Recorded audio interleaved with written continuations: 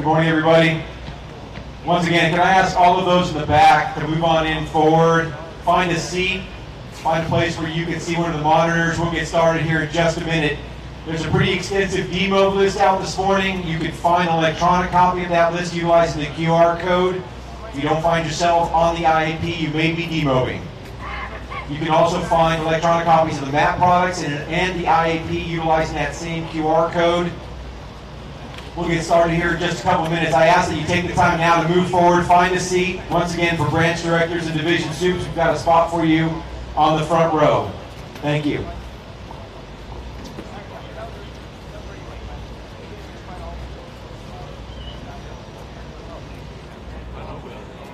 I just got word. We're not going to use the television monitors this morning. We've got plenty of seating forward, so take the time to move them where you can see the board behind me. Once again, we're not going to use the television monitors this morning.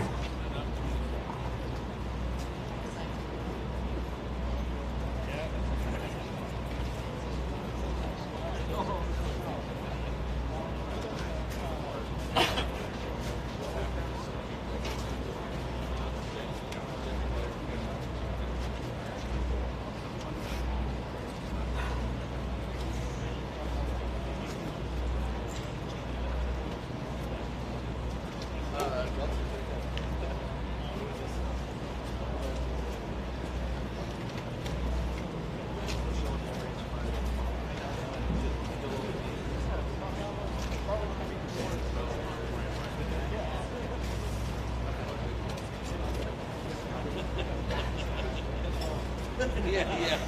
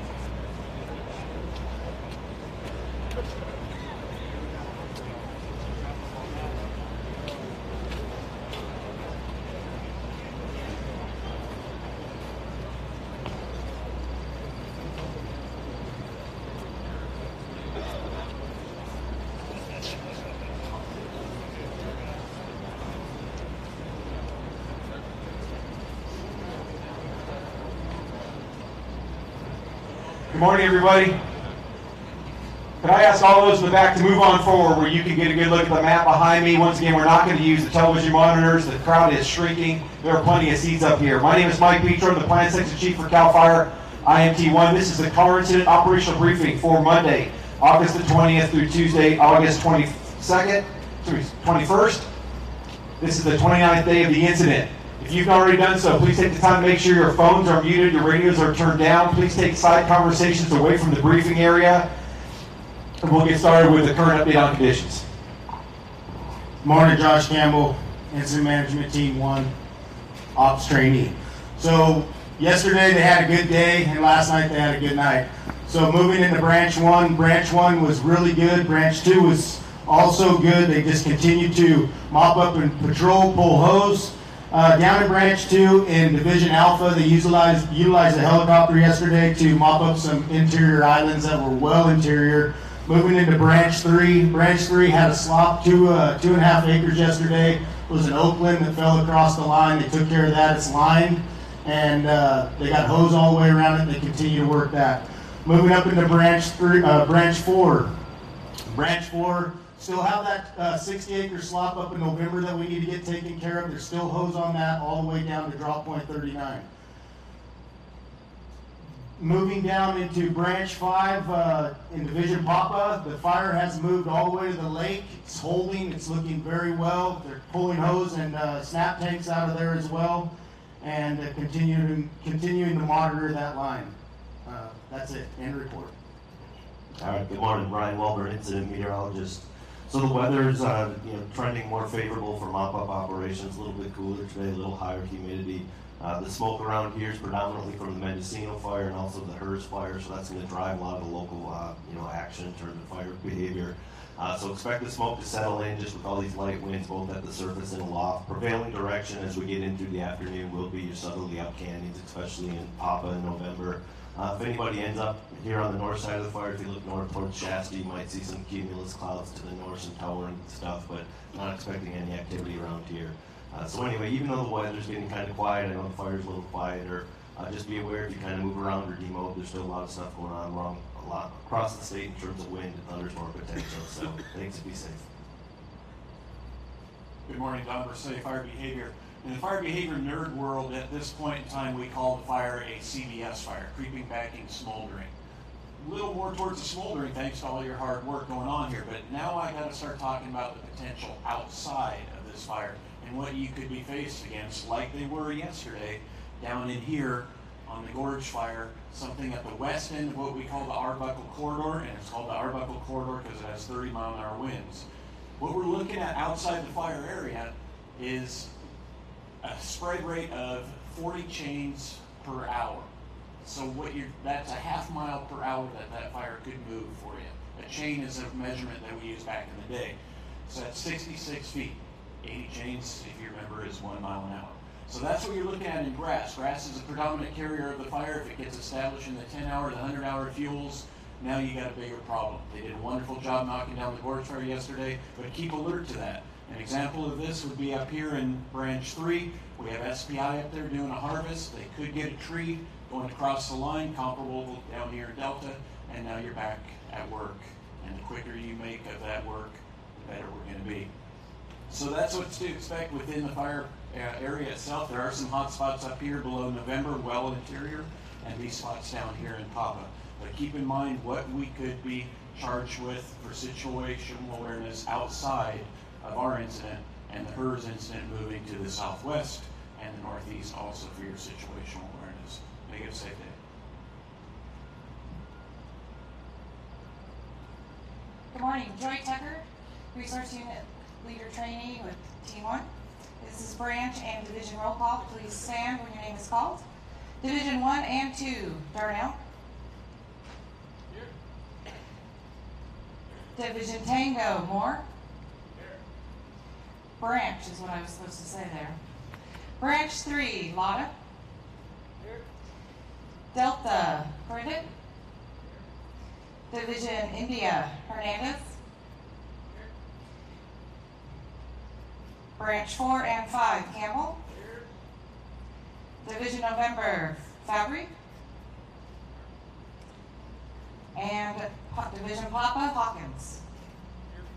We don't have a staging this morning, so if you are an unassigned resource, make sure you are checking in over there, please. Thank you.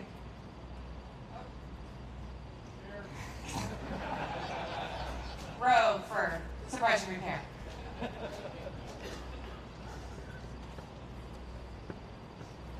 Okay, he's behind the stage, so I'll just introduce myself. You already know who I am. So anyways, for today, folks, as I thought about this morning and last night, this thing is coming to a close, but it's not over yet, okay? There's still a lot of hose out there. There's still some heat signatures along the line. We do have maps today to give you, so your folks can get in there, get the lat and longs of these spots and get them taken care of.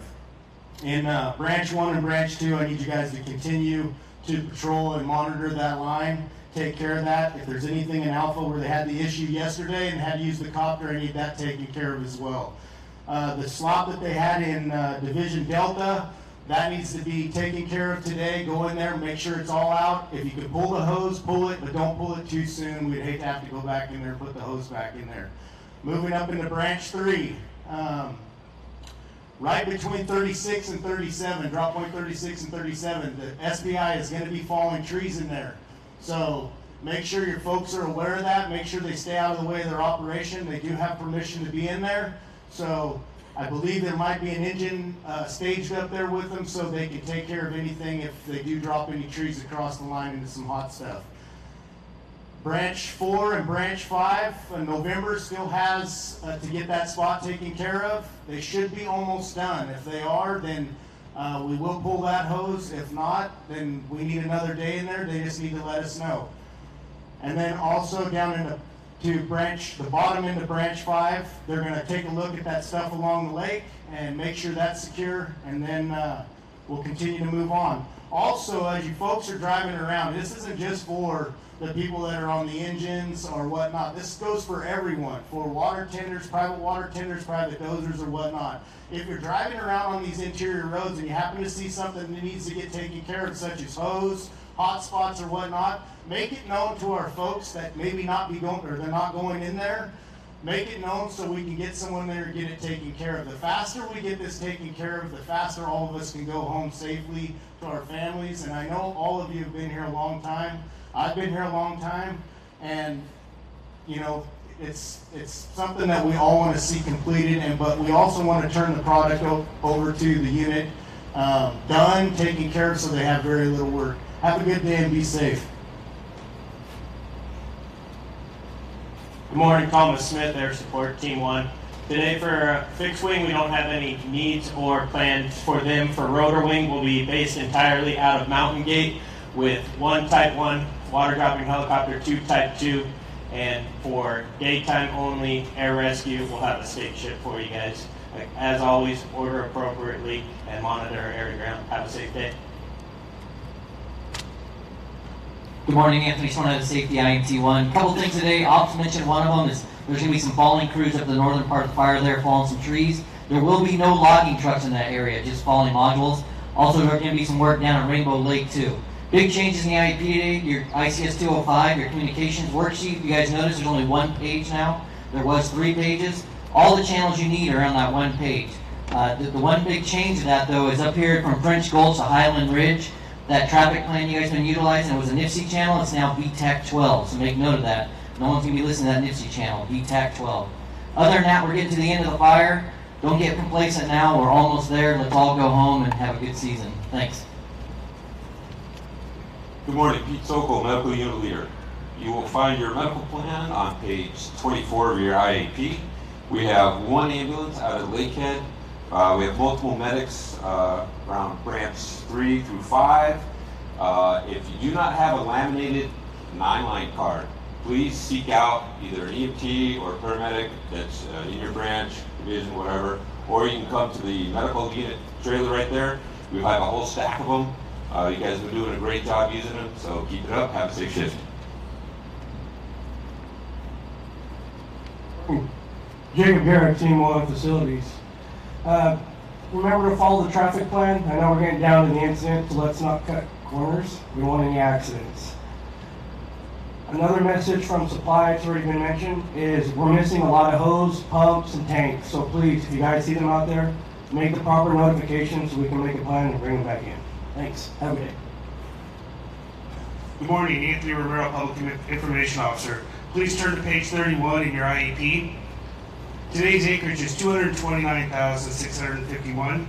We're at 88% containment with 2,713 personnel on scene.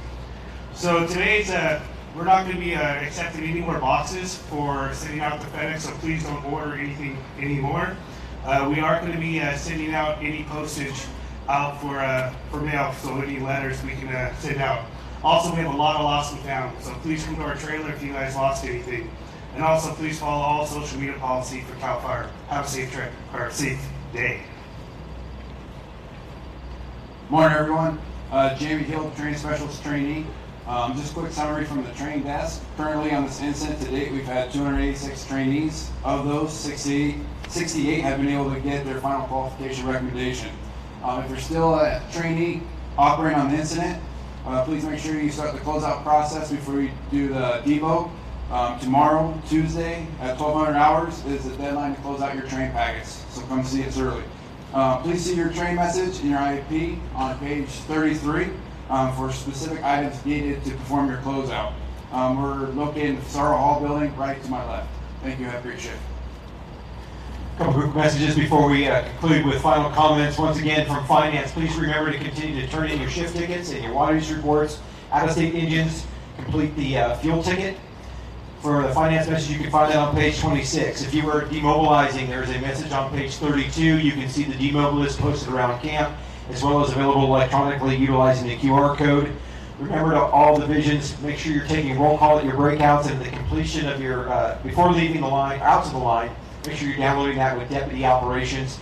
At the completion of your shift, make sure you're checking in with the cost apportionment, and breakouts are posted behind you. Please report to those areas promptly. Unassigned resources report to my right, your left. Final comments. Good morning, Greg Bertelli, Incident Commander Trainee. I guess the thought that comes to mind this morning is to the focus. We're at 29th day of the fire.